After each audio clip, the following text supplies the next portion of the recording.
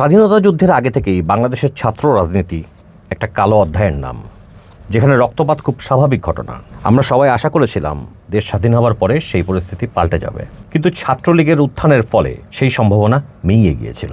এই পর্যায়ে দেশের বিভিন্ন পরিস্থিতি পার হয়ে রাজনীতিতে আসে ছাত্র শিবির। ছাত্র শিবির পলিটিক্সে ঢুকেই লিখে ফেলে এক নারকীয় ইতিহাস। তাদের বিভৎসতা হার মানায় অন্যান্য সকল ছাত্র সংগঠনকে, এমনকি বাকশালকেও। আজকে এগুলো নিয়ে আমরা আলোচনা করব। তাদের আমলনামা এত বড় যে পড়ে শেষ করাটা খুব কঠিন, মুখস্থ রাখা তো অসম্ভব। সে কারণেই মাঝে মাঝে কিছু পয়েন্ট আমরা দেখে দেখে বলবো। আজকের এই আলোচনাতে আমাকে সাপোর্ট করছে তৌফিক। যেহেতু অনেকগুলো পয়েন্ট, সো আমরা ওয়ান বাই ওয়ান পড়তে থাকবো, আপনারা শুধু শুনতে থাকবেন। শোনার পরে ইতিহাস মিলিয়ে নিতে পারবেন চাইলে। যদি কেউ ইতিহাসের রেফারেন্স খুঁজে না পান, আমাকে নক করবেন, আমি সেই ইতিহাস আপনাদেরকে জানাবো উইথ প্রপার ডকুমেন্টস।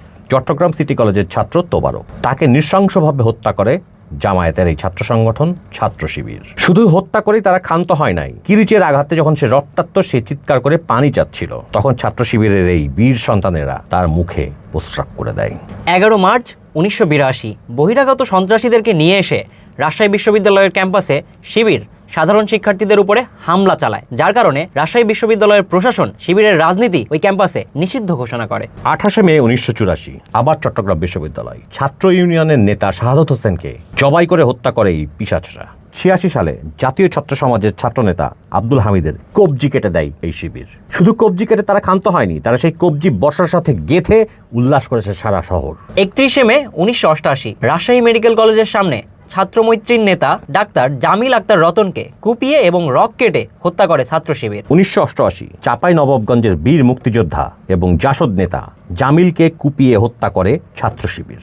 জুলাই প্রথম সপ্তাহ 1988 বহিরাগত শিবিরের হামলায় রাজশাহী বিশ্ববিদ্যালয়ের জাসদ ছাত্রলীগ নেতা প্রিন্স সহ প্রায় 25 জনকে আহত করে এই ছাত্র শিবির। একটু দেখে বলি, এত নাম এত ঘটনা মনে রাখাটা খুব কঠিন। 17 জুলাই 1988 ভোর রাতে হামলায় জাসদ ছাত্রলীগের নেতা আয়ুব আলী খান, আহসানুল কবির বাদল ও নওশাদের হাত ও পায়ের রক কেটে দেয় ছাত্র শিবির। 1988 সিলেটের মনির, জুয়েল ও তপনকে বর্বরভাবে হত্যা করে ছাত্র শিবির।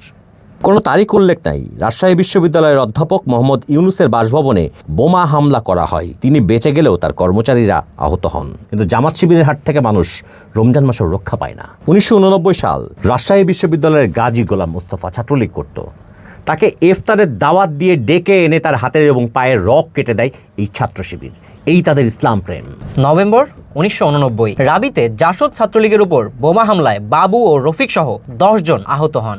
22 ডিসেম্বর 1990 চট্টগ্রাম বিশ্ববিদ্যালয়ের ছাত্রমৈত্রী নেতা ফারুকুজ্জামান ফারুককে জবাই করে হত্যা করা হয়। 17 মার্চ 1992 রাবিতে সশস্ত্র হামলায় জাসদ নেতা ইয়াসির আরাফাত পিন্টু নিহত হন এবং প্রায় 1.5 শতাধিক ছাত্রছাত্রীর রক কর্তন করা হয়। 17 মার্চ 1992 তখন বিএনপি নতুন ক্ষমতায় এসছে। এদিন হামলায় কয়েকটা হল জ্বালিয়ে দেয় গান পাউডার দিয়ে, জানালার কাচ পর্যন্ত গলে গিয়েছিল সেই হামলাতে। এরপর মে 1992 বোমা বহনের সময় বিস্ফোরণে ইসলামী ছাত্রী সংস্থার নেত্রী মুনিরা নিহত হন এবং তার খালা ও রিক্সা চালক আহত হয়। সে এই বোমাটা তার হ্যান্ড ব্যাগে ক্যারি করছিল। 19 জুন 1992 হরতাল চলাকালে সাহেববাজারের 0 পয়েন্টের হামলায় জাসদ নেতা মুকিম মারাত্মকভাবে আহত হয় এবং 24 জুন তিনি মারা যান।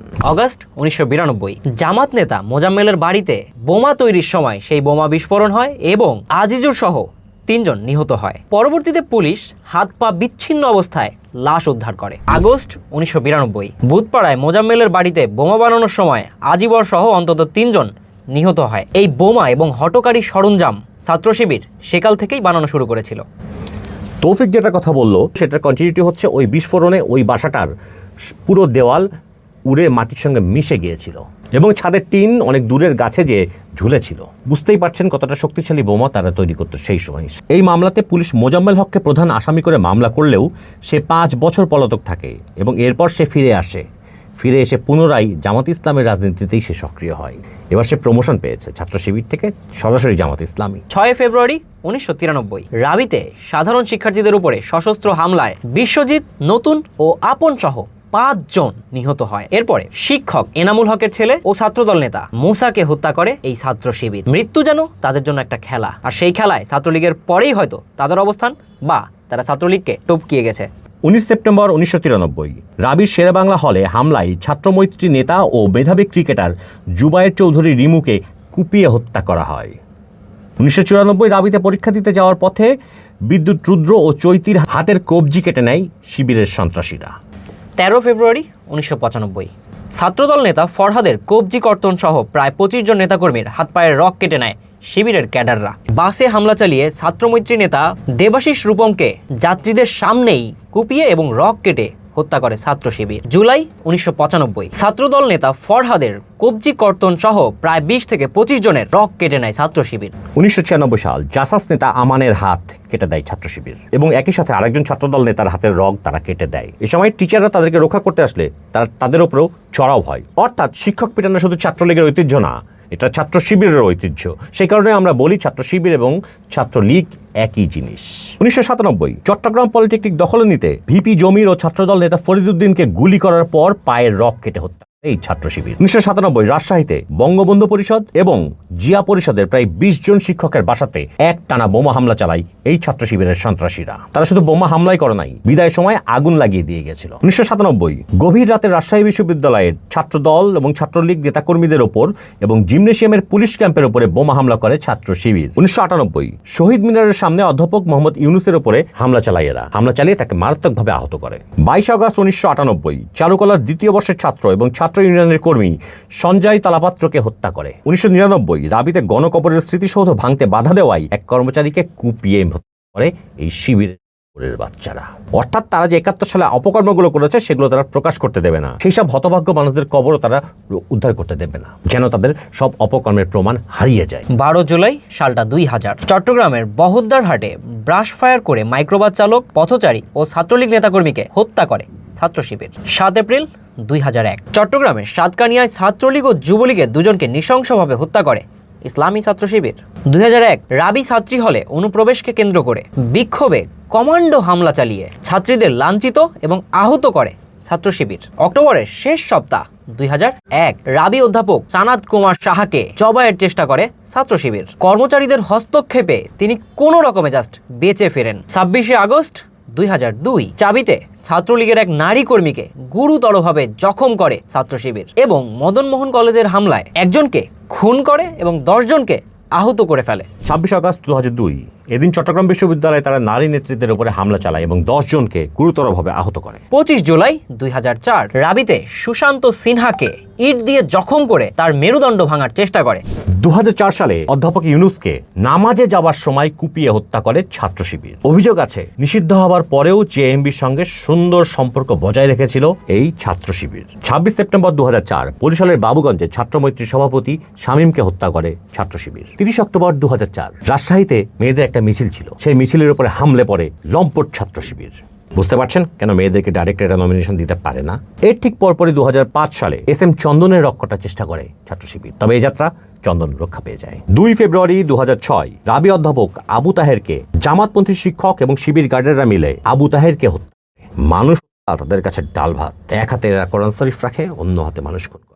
কোরআন শরীফের সম্মান রাখতে এরা জানে না। এদের কাছে আমাদের পবিত্র ধর্মগ্রন্থ নিরাপদ নয়। 21 আগস্ট 2006 শিবিরের কর্মকাণ্ডে সহযোগিতা না করায় রাবিতে নতুন এক শিক্ষককে ছুরিকাঘাত করে মারাত্মকভাবে আহত করা হয়। 21 আগস্ট 2006 অধ্যাপক হাসান আজিজুলকে ক্যাম্পাসে অবাঞ্ছিত ঘোষণা করে এবং তাকে গলা কেটে হত্যার হুমকি দেয় ইসলামী ছাত্র শিবির। 1 ফেব্রুয়ারি 2007 শিবিরের কর্মকাণ্ডে সহযোগিতা না করায় এক শিক্ষিকাকে ছুরিকাঘাত করে ছাত্র শিবির। 5 আগস্ট 2007 রাবিতে 4 জন সাংবাদিকের উপরে হামলা করে ছাত্র শিবির এবং তাদের মধ্যে 2 জনকে গোপন কক্ষে আটকে রাখে। 19 আগস্ট 2007 এদিন তারা বরিশালের BM কলেজের হোস্টেলে পশুর মতো আক্রমণ চালিয়ে সেখানকার সাধারণ ছাত্রদের উপরে নির্যাতন চালায়। অত্যাচারের স্টিম রোলার বইয়ে দিয়েছিল তারা। 8 জন শিক্ষার্থী মৃত্যুর সঙ্গে পাঞ্জা লড়তে লড়তে কোনো মতে বেঁচে যায়। এর পরবর্তী সময়ে 4টা রুমকে একেবারে তছ নচ করে ফেলা হয়। 2 মে 2008 চাবির একজন সহকারী প্রক্টরের উপরে হামলা চালায় শিবিরের এই নরপিশাচরা। পাবনার পীরপুর গ্রামের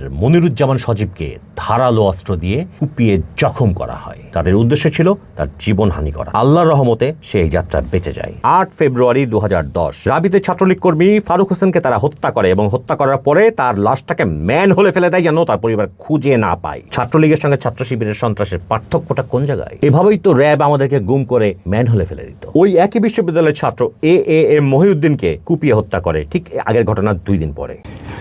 দেখেন, এই যে এত বড় একটা লিস্ট আপনাদের সামনে আনলাম, এই লিস্টটাকে আপনারা চেক করবেন, আপনারা নিজেরা ভেরিফাই করবেন কোনটা ঠিক কোনটা ভুল। তারপরে সত্যের মুখোমুখি হতে হবে আপনাকে নিজেকেই। ছাত্র রাজনীতি চললে কিছু ঘটনা ঘটলেও ঘটতে পারে, কিন্তু বিষয়টা হচ্ছে যে মূল দল সেটাকে প্রমোট করছে নাকি সেটার এগেনস্টে যাচ্ছে। আপনি দেখছেন ছাত্র শিবিরের এত কুকর্মের পরেও তাদের মাদার সংগঠন তাদের বিরুদ্ধে কোনো ধরনের অ্যাকশন নিয়েছে? যাই হোক, ছাত্র শিবিরের যে কাহিনীগুলো আপনাকে বললাম, এই রিপোর্টটা যিনি করেছেন তিনি আপনাদের ছাত্র শিবিরের অতি প্রিয় কনক সারোয়ার ভাই। কনক সারোয়ার ভাই, আপনার মনে আছে তো? এবং এর ছাড়াও ছাত্র শিবিরের আরও যেসব কুকর্মগুলো আছে সেগুলো আমি আপনাকে একটা একটা করে দেখিয়ে দিয়েছি। এই দেখেন 3 মিনিটে 8 খুন, তারপরে এই দেখেন আরেকটা রিপোর্ট, কতগুলো হত্যা তারা করেছে, কতগুলো সন্ত্রাসী কার্যক্রম তারা চালিয়েছে এই দেশের উপরে। এখন আপনি বলেন, ছাত্রলীগ ঠিক যেই কারণে নিষিদ্ধ হয়েছিল ঠিক সেই কারণেই ছাত্র শিবির কেন নিষিদ্ধ হবে না? আজকে শুধু বুঝতে পারছেন 75 অগস্ট ইনসিডেন্ট, তার বদলা শেখ হাসিনা নিয়েছে আমাদের উপরে গত 17টা বছর, আমাদের জীবনকে অতিষ্ঠ করে ছেড়ে দিয়েছে তারা। ঠিক একই কাজটাও জামাত শিবিরে করছে। 71-এ তাদের যে পরাজয়, সেই পরাজয়ের বদলা তারা নিচ্ছে আমাদের এই জাতির উপরে। আমাদের জাতিকে তারা কুরে কুরে খাচ্ছে, দ্বিধা বিভক্ত করে দিচ্ছে, যাতে আমরা উঠে দাঁড়াতে না পারি। পাকিস্তানের সঙ্গে ইদানিং কি চলছে সে কথা এখন না বলাই ভালো। সময় আসুক, সব কিন্তু প্রকাশ হয়ে যাবে।